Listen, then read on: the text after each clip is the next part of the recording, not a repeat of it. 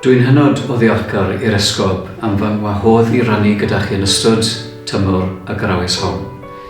Y teitl o roddwyd i mi yw Pechod a Chredigrwydd Duw ac edifeirwch. Ac i hwyluso hynny, dwi'n mynd i edrych ar ddarn cyfarwydd iawn o Efengyl Luc, sef stori'r mab coll neu afradlon. Dyma'r darlleniad o Luc, pennod y 15, adnodau 11 i 24. Ac meddai yr oedd Duw yn achando ddau fab, dywedodd yr ieuangaf ohonynt wrth y tad, fy nhad dyro i mi'r gyfran oedd ystad sydd i ddod i mi. A rhannodd yntau ei eiddo rhyngddynt. Ychydig dyddiau yn ddiweddarach wedi newid y cwbl am arian, ymfudodd y mab ieuangaf i wlad bell, ac yno gwastraffodd ei eiddo ar fiwn afradlon. Pan oedd wedi gwario'r cyfan, daeth newyn embyd ar y wlad honno, a dechreuodd yntau fod mewn eisiau. Aeth ac ymlynu wrth un o ddinasyddion o'r wlad, ac anfonodd hwnnw ef geiau i ofalu am y moch. Buasai'n falch o wneud pryd o'r plisg yr oedd y moch yn ei bwyta, ond nid oedd neb yn cynnig dim iddo. Yna daeth ato ei hun a dweud, faint o weision cyflog sydd gan fy nhad, a phob un ohonynt yn cael mwy na digon o fara, a minnau yma yn marw o'r newyn. Fe godaf, ac fe af at fy nhad a dweud wrtho, fy nhad pechais yn erbyn y nef ac yn derbyn di.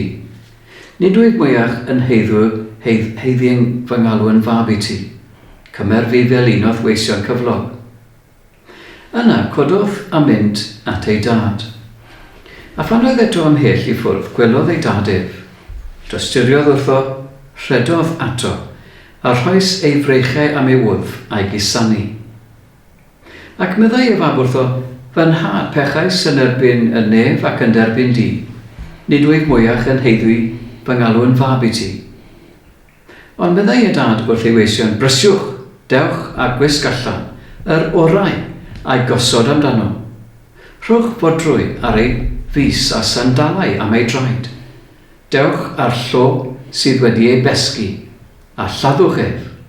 Gadewch i ni ledda a llawenhau, oherwydd y mae hwn, fy mab wedi marw, a daeth yn fyw eto, a roedd ar goll a chafwyd hyd iddo. Yna, dechreusa'n ledda yn llawen. Mae hyn yn bennod glasurol. Mae'n stori tad gyda dau fab mewn gwirionedd. Fe wnaeth hi'n pechu pan adawodd pechodd y llall wrth iddo aros adref.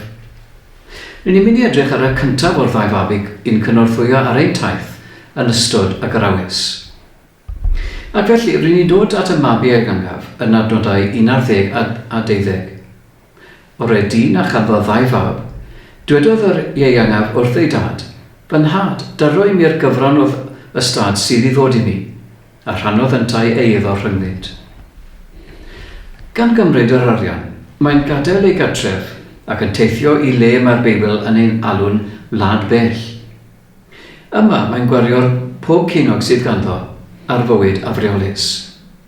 Pan ddaw newyn, heb unrhyw arian ac o bell o gartref, mae'n cysylltu ei hun â ffermwr sy'n dweud, yr unig gwaith sydd gen i yw bwydo'r moch. Cyn mynd ymellach gyda'r stori, gadewch i ni oedi a dadansoddi beth ddigwyddodd i'r dyn ifanc hwn. Sut y daeth i ben mewn llanast o'r fath? Dyma 5 cam i'r twlc mochyn. Yn gyntaf, roedd yn hunanol. Dechreuodd ei gwymp gyda gweithred hunanol wedi iddo diastyru ei dad. Yn ail gweithredoedd ar frys. Mae'r Beibl yn dweud pan dderbyniodd ei arian aeth i ffwrdd i wlad bell. Pan glywch chi'r ymadrodd hwnnw, ni ddylech chi feddwl am rywle filoedd o filltiroedd i ffwrdd. Ydych chi'n gwybod ble mae'r wlad bell? Mae'n 1 cam y tu allan i ewyllus Duw. Nid mater o ddearyddiaeth yw hi, ond perthynas wedi torri â Duw. Yn drydydd, gwastraffodd bopeth oedd ganddo. Pedwerydd, gwahanodd ei hun oddi wrth bob perthynas oedd yn bwysig iddo, ac yn ola 5, gwnaeth gyfres hir o benderfyniadau gwael. Mae pechod bob amser yn gweithio felly. Mae un penderfyniad y gwael yn arwain at un arall. Yn gyntaf chi'n gweud celwydd, ac yna rhaid i chi ddweud un arall i guddio'r cyntaf. Mae pechod bob amser yn arwain at fwy o bechod. Sylwch beth ddigwyddodd nesaf yn adnod 40. Roedd newyn yn y wlad bell. Pryd bynnag y byddwch chi'n gadael Duw, bydd newyn bob amser. Mae'n edrych mor dda, fel tir yn llifo a llaeth am mel. Yn y wlad bell, rydych chi'n mwynhau pleserau pechod am dymor. Ond ar ôl ychydig, mae'r arian yn diflannu. Mae'r gerddoriaeth yn stopio. Mae'r bobl hardd yn diflasu gyda chi, ac i chi'n dlawd ac yn ddigeiniog. Yn y diwedd, collodd bopeth. O'r hwn oedd a phopeth, collodd y cyfan. Yr hwnna ddaeth o deulu da yn bellach yn cysgu gyda'r moch. Mae'r mab o fradlon wedi cyrraedd y gwaelod. Yn aml mae Duw yn gadael i hynny ddigwydd oherwydd ni fydd llawer ohonom yn edrych i fyny nes i ni ddechrau bwyta gyda'r moch. Pan fyddwn ni o'r diwedd yn cyrraedd pen ein rhaff, yna a dim ond wedyn y byddwn ni'n ddechrau meddwl am ddychwelyd adref. So felly y ffordd yn ôl adref. Drai bod wyneb yn wyneb ar moch, mae'n dechrau newid. Mae 5 gair yn adrodd y stori. Deffroad, edifeirwch, gonestrwydd, gostyneigrwydd a penderfyniad. Dyma i chi galon y stori. Yn gyntaf, bu deffroad. Adnod 2-15, daeth i'w synhwyrau. Mae pechod yn ddisynwyr. Mae'r fath o walltgofrwydd ysbrydol. Mae'n troi cefn ar ddŵr byw mwyn yfed o garthfos. Beth o daeth i'w synhwyrau? Roedd yn newynog. Gwnaeth ei stymog iddo ddod yn ôl at ei dad. Nid yw hynny'n gymhelliad uchel iawn. Does dim byd yn awgrymu iddo droi yn ôl oherwydd iddo sylweddoli pa mor ofnadwy oedd byw ei fywyd. Nid yw eto yn edifarhau, ond nad oedd i delerau ac erchyllterau ei bechod. Mae hynny'n dal yn y dyfodol. Dyma wirionedd syfrdanol. Mae pobl yn aml yn troi at yr arglwydd herwydd nad oes ganddyn unman arall i fynd. Efallai nad yw eu cymhellion yn fwy uchel na'r angen i ddod o hyd i bryd o fwyd poeth, a lle i aros ar noson oer yn mis Ionawr. Dyma ystyr hynny. Pan fyddwch chi'n gweddio dros rhywun sydd wedi crwydro, gyfynnwch i Dduw am ei gwneud nhw'n newynog. Gweddiwch am i'r newyn ddod, a'r gwydd gnau'r mod rienus fel nad yw pechod yn edrych yn groesagar fwyach.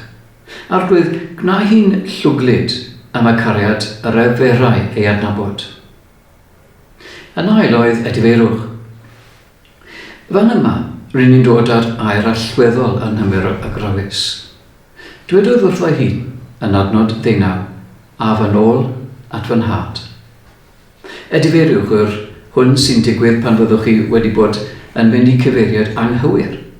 Ac yn y diwedd rydych chi'n dweud, dwi wedi mynd y ffordd hon yn ddigon hir. Dwi'n mynd i droi o gwmpas, a dwi'n mynd yn ôl i'r cyfeiriad arall.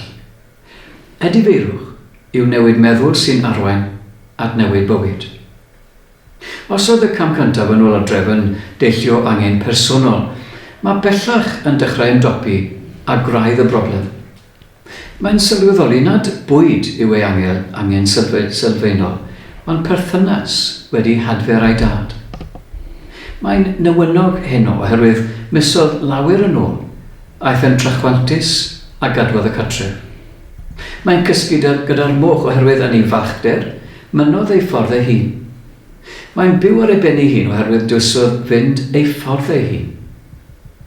Mae edifeirwch yn golygu cyfaddef mae chi a chi yn unig sy'n gyfrifol am y llanast rydych chi ynddo.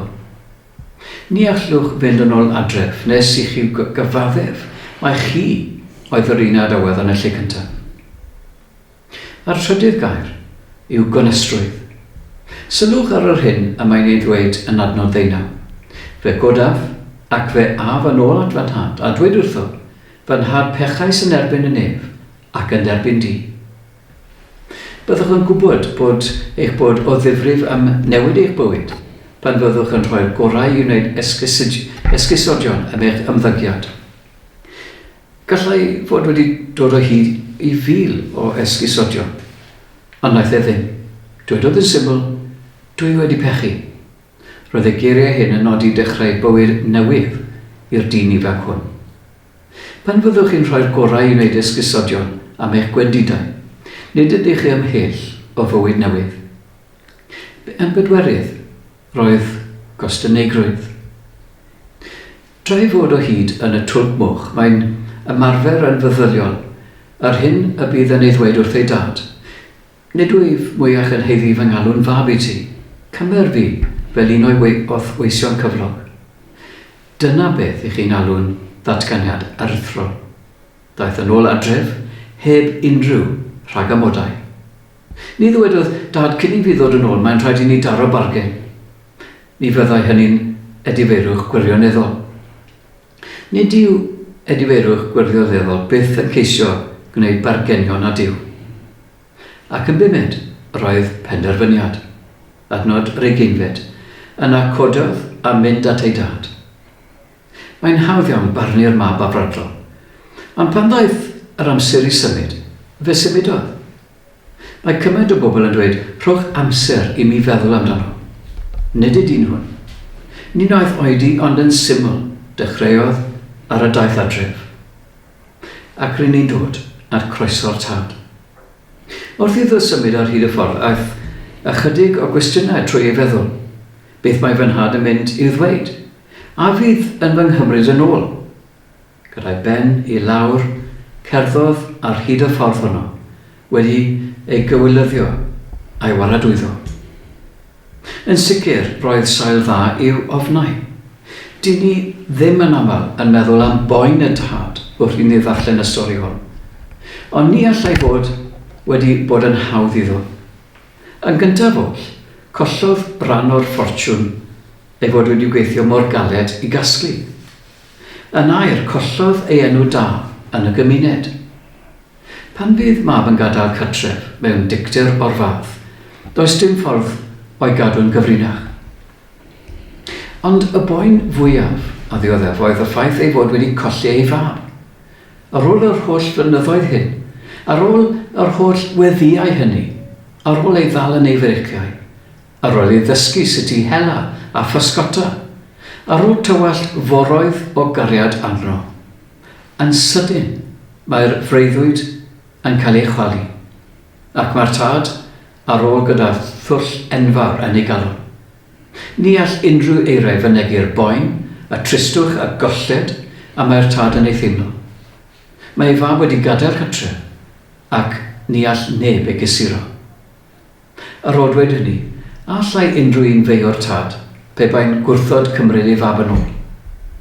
Nid oes rhyfedd fod y bab yn poeni wrth iddo geriad yn araf tuag adre. Nid oes ganddo unrhyw syniad bydd sydd yn ei ddisgwyl. Mae adnod 20 yn dweud, tra oedd eto ymhell i ffordd, gwelodd ei dadef. Mae hon yn foment ysblenydd. Gwelodd ei dad a chafodd ei gyffwrdd a thysturi. Ydych chi erioed wedi meddwl tybed pa mor hir y by'r mab i ffwrdd? Mae'n debyg i fod wedi bod o leiaf cwpl o fisoedd, os nad yn hirach. Dydd ar ôl dydd, roedd y tad yn gwylio am ei fab. Nos ar ôl nos roedd yn aros am ei ddychweliad. Yn ddwfwn yn ei galon, roedd yn gwybod y byddai ei fab yn dod o'n ôl adref rhyw ddydd. Yna, ddigwyddodd. Un diwrnod hwyr yn y prynawn, pan oedd yr haul yn curo a chwys yn gwrthio ei wyneb, mae'r tad yn gweld ffigwr yn cerdded yn bedrysgar tuag ato. Gan daflu bob urthars o'r neilltu, rhedodd i gyfarfod ei fab, ei gyfleidio mewn heb ddweud gair, yn taflu ei frechiau am ei wddf a'i gisanu. Mae'r gair a defnyddiodd Iesu yn golygu ei dagu a chisanau. Yn yr un foment hwnnw atebwyd pob cwestiwn, toddodd ofn y mab yn y dagrau a'r cyfleidio. Ni basiodd unrhyw eiriau rhyddynt, ond siaradodd un galog doredig ac un arall. Gyda'i gyffes yn llawn dagrau, roedd mor llethol fel mae dim ond rhan gyntaf yr hyn o'r roedd wedi baratoi a gallai ei ddweud. Fy nhad, pechais yn erbyn y nef ac yn derbyn di, nid wyt mwyach yn heiddi fy ngalw'n fab i ti. Byddai'n amhosib rhagweld beth fyddai'r digwydd nesaf. Mae'r cyfarddiad gras hwn yn rhoi'r gobaith i bob un ohonom flasu gras ei hunain. Sylwch ar y 5 arwydd o groeso'r tad. Y gusa yn cynrychioli maddeuant, y wisg orau, symbol statws, y fodrwy, arwydd o awdurdod, y sandalau, arwydd o ryddid, dim ond caethweision oedd yn mynd yn droednoeth, y ledd, arwydd o groeso llawen, a gedwyr ar gyfer a chylsuron arbennig.